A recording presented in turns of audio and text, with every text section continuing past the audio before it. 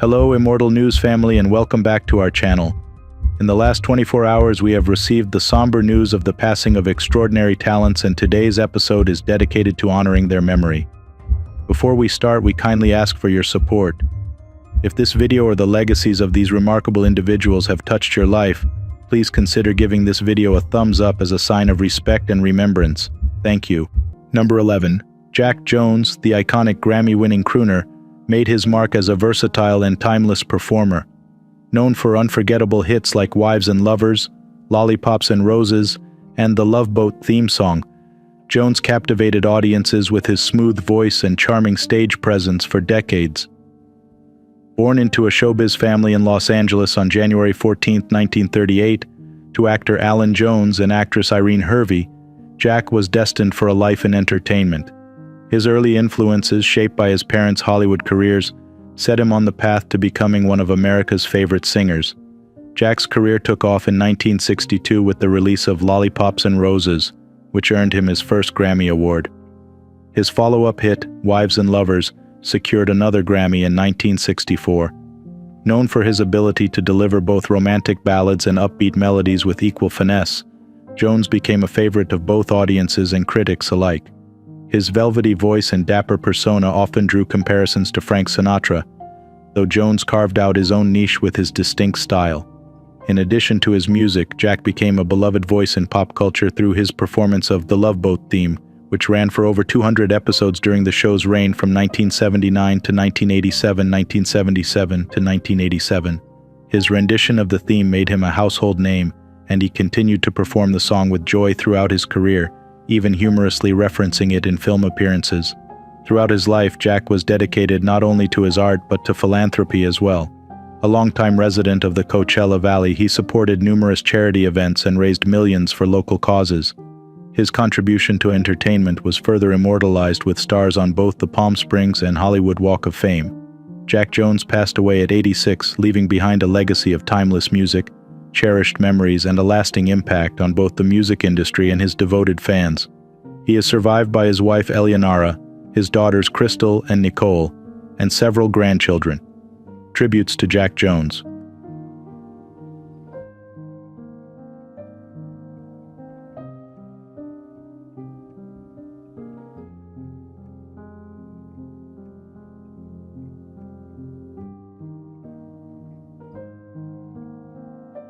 Number 10.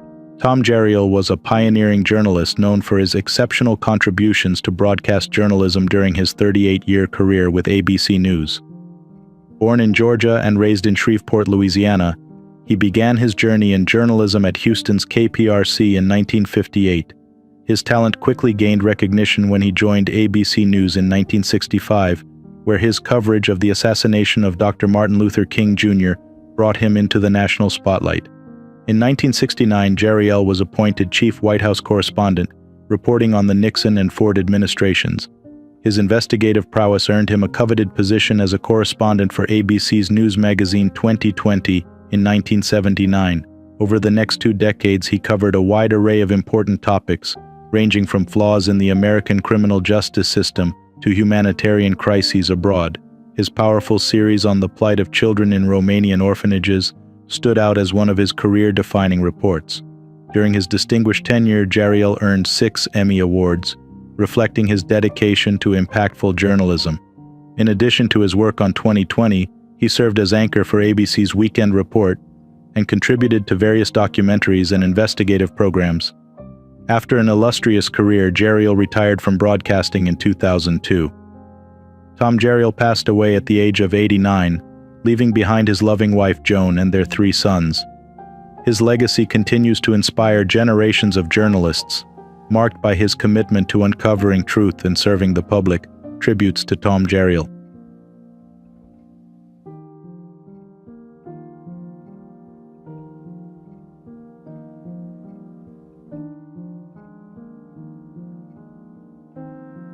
Number 9. Julia Hawkins, affectionately known as Hurricane, was a remarkable athlete who defied age and set world records in sprinting long after most would consider retirement. Born on February 10, 1916 in Wisconsin, Hawkins spent much of her life in Baton Rouge, Louisiana, where she embraced a passion for sports and an active lifestyle. Originally a competitive cyclist, she transitioned to running at the extraordinary age of 100, encouraged by her children to continue her love for competition. In 2017, Hawkins made headlines when she set a world record in the 100-meter dash at the National Senior Games, finishing in an astounding 39.62 seconds in the 100 to 104 age category. Her achievement captivated the world and earned her the nickname Hurricane. She followed this with gold medals at the 2019 National Senior Games, where she dominated both the 50-meter and 100-meter dashes. At 105, she became the first woman to complete the 100-meter sprint in the 105 to 109 age group, further solidifying her place in history. Hawkins attributed her longevity and success to staying active, maintaining a healthy diet, and pursuing various hobbies, including fly fishing, gardening, and watching LSU football. A mother of 4, she shared a long and loving marriage with her late husband, Murray Hawkins, who passed away in 2013. Together, they raised a family that now includes 3 grandchildren and 2 great-grandchildren. Julia Hawkins passed away at the age of 108. Her remarkable journey from centenarian athlete to world record holder has left an everlasting mark on the world of sports and inspired countless individuals to stay active and embrace life at any age. Tributes to Julia Hawkins.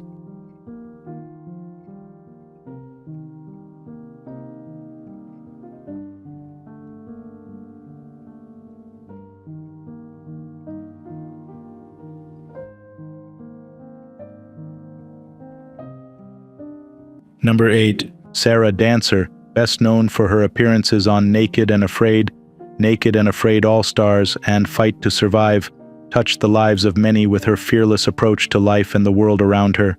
Born in Castle Rock, Colorado, Sarah was known for her remarkable resilience, love for nature, and unparalleled survival skills. Her journey took her to the farthest corners of the earth, where she became a master diver, boat captain, and starred in several reality television shows that showcased her survival expertise. Sarah's early years were shaped by a deep curiosity for the world. She later moved to Hawaii, where she lived part-time on a boat at Kewalo Basin and embraced the ocean as her second home. Her passion for exploration and adventure led her to become a key figure in the survivalist community, captivating audiences worldwide with her grit, determination, and ability to live off the land. Her brother, Jake, described her as magical, bringing positive energy wherever she went. Aside from her television fame, Sarah was admired by her friends and family for her incredible strength, having survived breast cancer twice. Her father, Dan, reflected on the profound impact she had on others, recounting how she once saved his life during a diving expedition in Indonesia.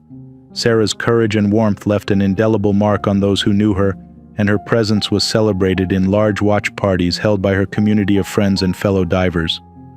Sarah tragically passed away at the age of 34 following a car accident in Honolulu. She leaves behind a legacy of resilience, survival, and a life lived to the fullest. Her memory will continue to inspire those who knew her, both in person and through her television work. Tributes to Sarah Dancer.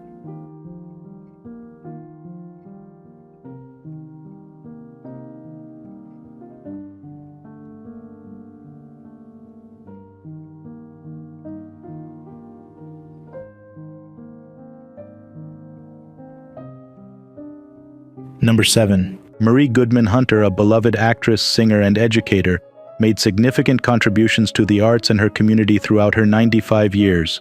Born on October 16, 1929 in Virginia, she grew up in Petersburg and Richmond, where her passion for music and performance blossomed at a young age.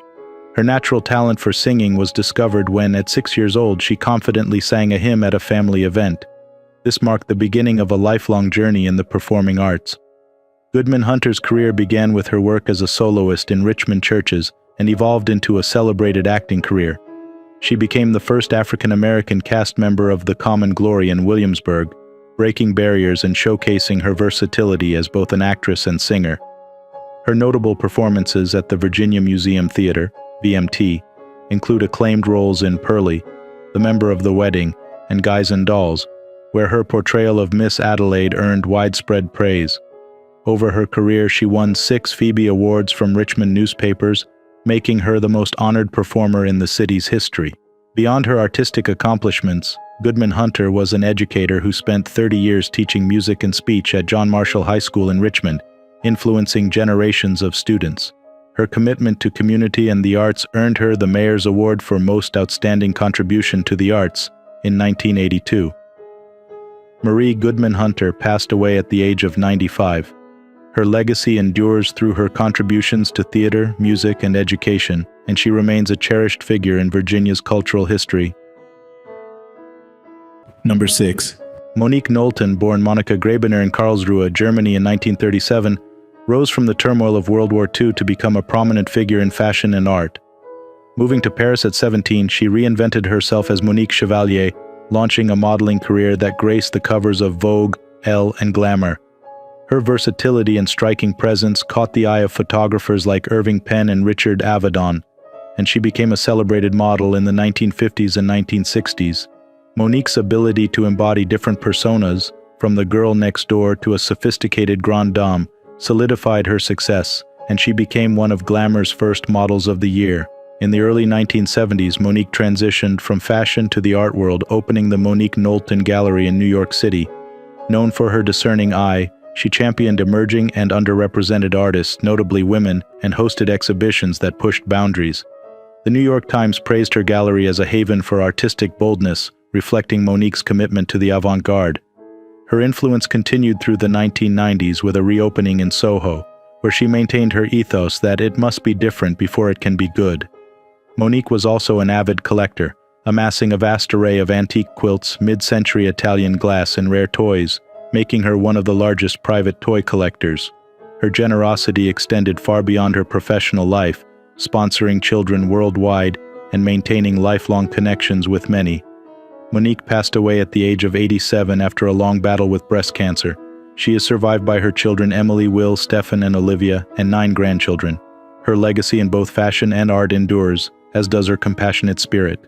Tributes to Monique Knowlton.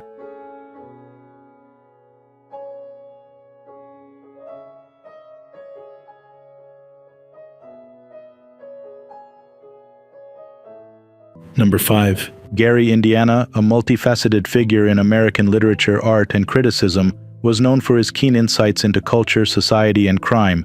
Born in 1950, he grew up with a natural inclination towards storytelling, which later blossomed into a prolific career as a writer, playwright, actor, and cultural critic.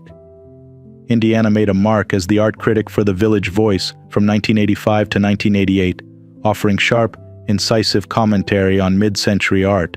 His true crime trilogy, including Resentment, 3-Month Fever, The Andrew Cunanan Story, and Depraved Indifference, remains a testament to his unique ability to dissect the darker corners of American life. His career spanned multiple disciplines. In the 1980s, he wrote and directed several plays performed in intimate New York venues, including Alligator Girls Go to College and The Roman Polanski Story. His nonfiction collection, Let It Bleed Essays 1985 to 1995, is still regarded as a vital read for those interested in his sharp societal critiques. His writing was known for its deflationary realism, a term coined to describe his unsparing, clear-eyed view of the world. Indiana also acted in experimental films such as Seduction of Patrick and Terror 2000, where his on-screen presence was often praised for its authenticity. His artistic endeavors extended to video art, with works like Stanley Park featured in the 2014 Whitney Biennial, showcasing his commentary on surveillance and state control through metaphorical imagery. Gary Indiana's contributions spanned far beyond one medium, cementing him as a defining voice of his generation. He passed away at the age of 74, leaving behind a legacy of bold cultural criticism and uncompromising art that will continue to resonate. Tributes to Gary Indiana.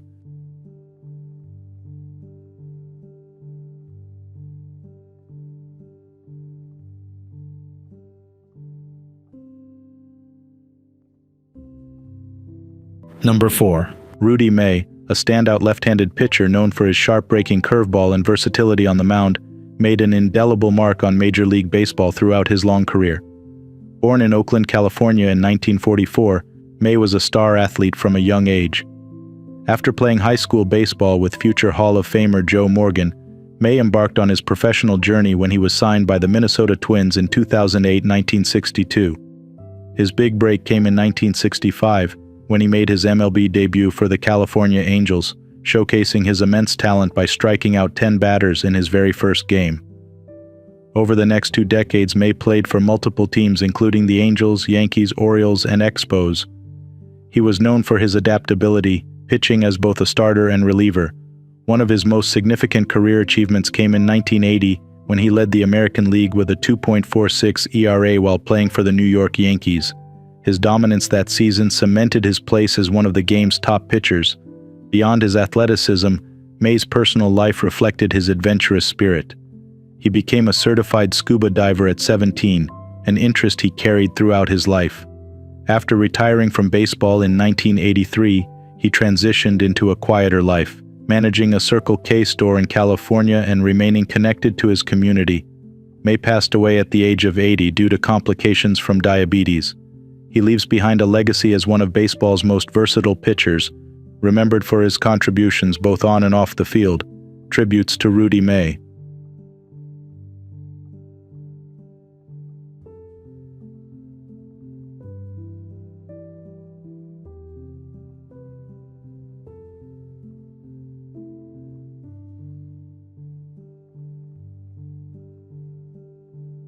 Number 3. Richard A. Cash, an influential figure in global health, was best known for his groundbreaking work in the development of oral rehydration therapy, ORT, a simple yet life-saving treatment for cholera and other diarrheal diseases.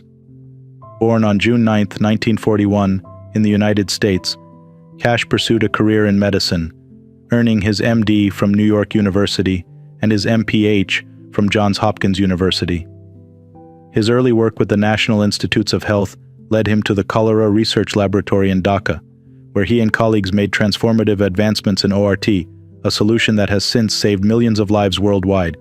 Cash's contribution to public health is immeasurable. His clinical trials on ORT demonstrated how a simple mixture of salt, sugar, and water could treat life-threatening dehydration, drastically reducing the need for intravenous therapy in resource-poor settings. This discovery has been credited with saving over 60 million lives, particularly in developing nations. Cash's commitment to spreading this innovation extended through his collaboration with organizations like BRAC, training millions of mothers to use ORT at home. Beyond his scientific contributions, Cash was also a dedicated educator, teaching at the Harvard T.H. Chan School of Public Health and leading numerous international workshops on research ethics.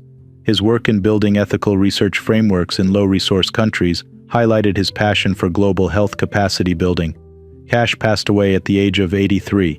His legacy as a public health pioneer continues to inspire, as his innovations have not only saved countless lives, but also reshaped the field of global health.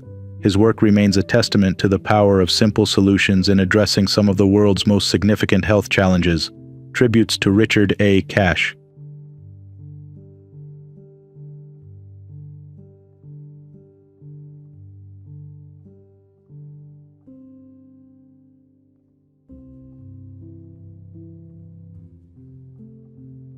Number 2.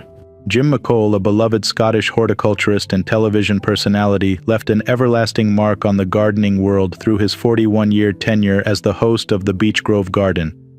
Born in Kilmarnock, Scotland, Mcole was introduced to gardening early on, as his father was a gardening supervisor in the town.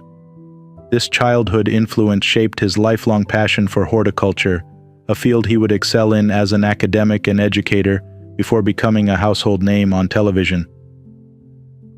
After an early career in academic horticulture and agricultural advisory roles, Mcole made the move to Aberdeen, where he taught at North College.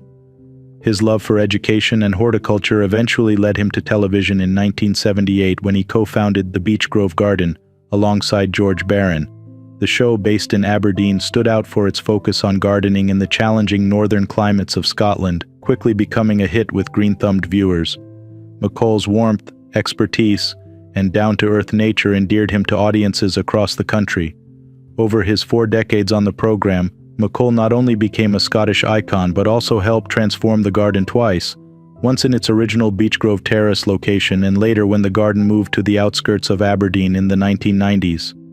His commitment to educating viewers on sustainable and practical gardening was complemented by his continued writing, contributing a gardening column to Aberdeen's P&J newspaper until his retirement in 2022. Jim Mcole passed away peacefully at the age of 89. His legacy will live on through the countless gardeners he inspired and the enduring success of the Beech Grove Garden. Tributes to Jim Mcole.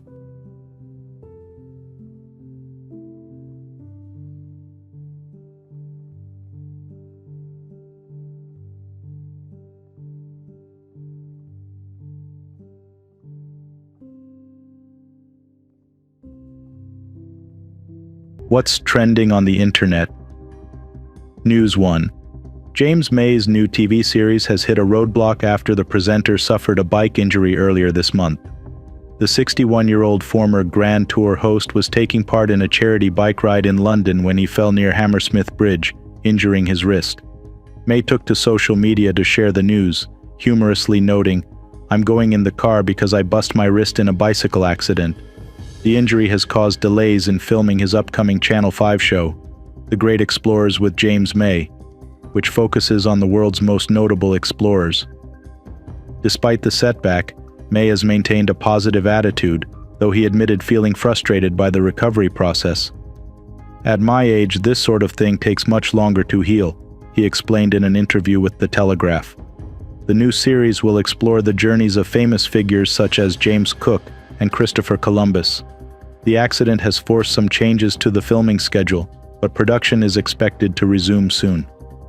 Fans are eager for May's return, with the presenter reflecting positively on his career. "I hope we left on a high note with Top Gear and the Grand Tour, because that's what you're supposed to do in show business." News 2. Tyson Fury has opened up about the heartbreaking loss of his unborn child on the eve of his fight with Alexander Usyk. Fury, who suffered his first ever professional defeat during the bout in May, revealed that his wife Paris had lost their baby while 6 months pregnant. Paris stayed home in Morecambe due to health concerns while Fury traveled to Saudi Arabia for the fight. Despite not being told directly, Fury sensed something was wrong when Paris couldn't join him.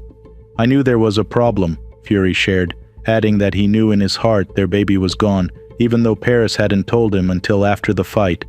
The heavyweight boxer expressed the difficulty of not being there for his wife during the loss, saying, "To go through that on your own, that isn't good." Though the tragic news weighed on him, Fury made it clear that it wasn't an excuse for the outcome of the match, showing his commitment to both his family and his career. The couple, who have experienced similar heartbreak before, have not yet decided if they will try for more children. News 3. A beloved grizzly bear known as number 399 has tragically died after being struck by a vehicle in Wyoming. At 28 years old, the famous bear was the oldest known reproducing female in the Yellowstone ecosystem and an iconic figure in Grand Teton National Park. The accident occurred Tuesday night in Snake River Canyon, just south of Jackson. Grizzly number 399 was cherished by countless wildlife enthusiasts, biologists, and photographers who eagerly awaited her annual emergence each spring with her cubs.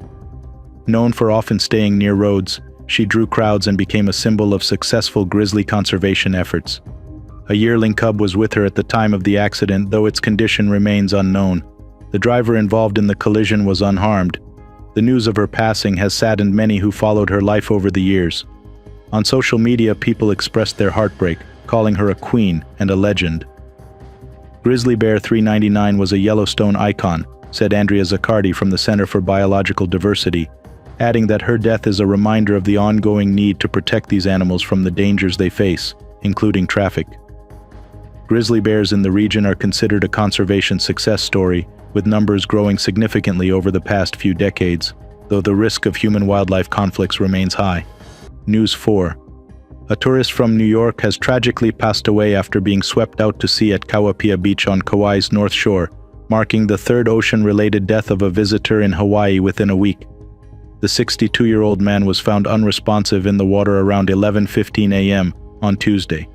Bystanders initially attempted CPR before first responders from the Kauai Fire Department and Hanalei Fire Station took over, using advanced life-saving equipment. Despite their efforts, the man was pronounced dead at a nearby hospital.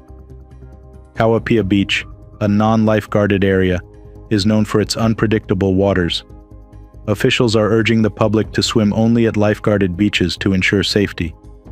The man's death follows a similar incident last week at Kiki Beach on Oahu, where 3 people were swept out by powerful waves. One of the victims, 72-year-old Laura Sue Jett from Oklahoma, also passed away after being pulled from the water.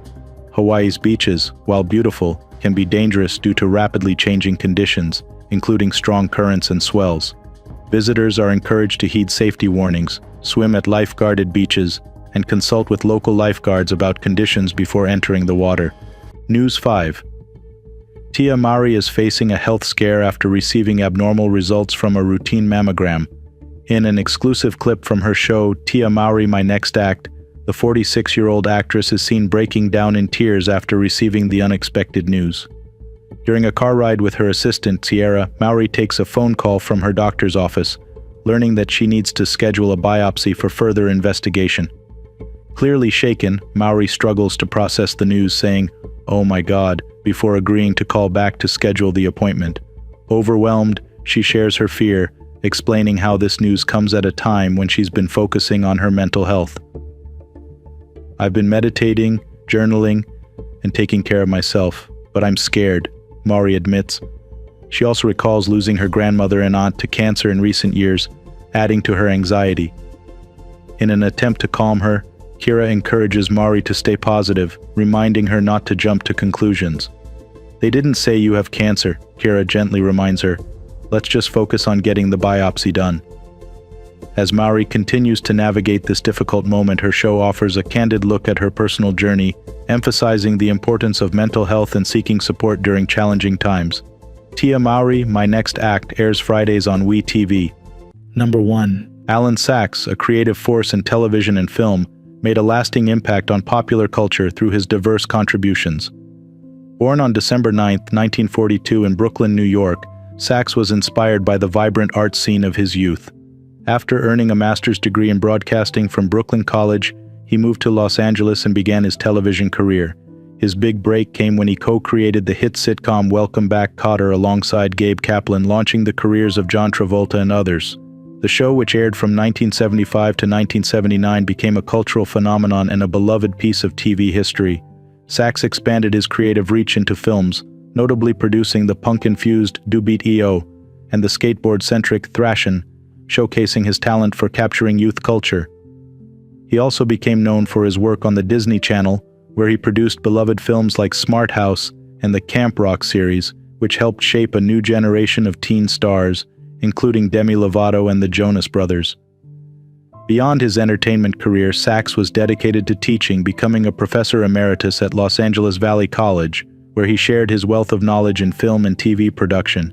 His passion for storytelling was reflected in his final project, the podcast Peter and the Acid King, which investigated the unsolved murder of musician Peter Ivers. Alan Sachs passed away at the age of 81 after a long battle with lymphoma. He is survived by his wife Annette, his children Samantha, Shannon, and Austin, and his sister Jody. His creative spirit and influence will continue to resonate in the many projects and lives he touched. Tributes to Alan Sachs.